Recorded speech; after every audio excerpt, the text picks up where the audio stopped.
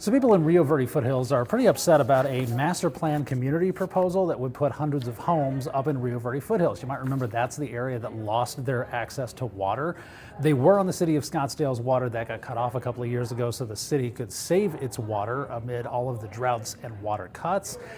That led to people living off of rainwater, trying to get water from other cities, shipping it in. It was a whole mess, and it was basically a disaster for like 2 to 3 years. Now, on January 1st, there was a standpipe that went active and people could fill up and get water delivered that way.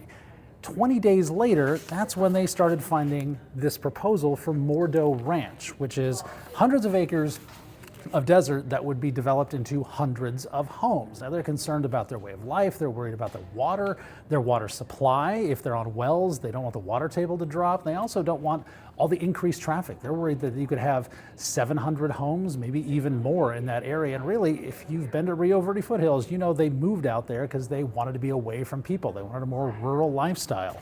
MorDo Ranch, for their part, they say that, you know what, we don't know how many houses we're putting out there. We haven't gone through the process yet. We're still working our way through the county and trying to figure out exactly what's going on in there. Of course, we have a lot more on this on 12 Plus and on 12news.com.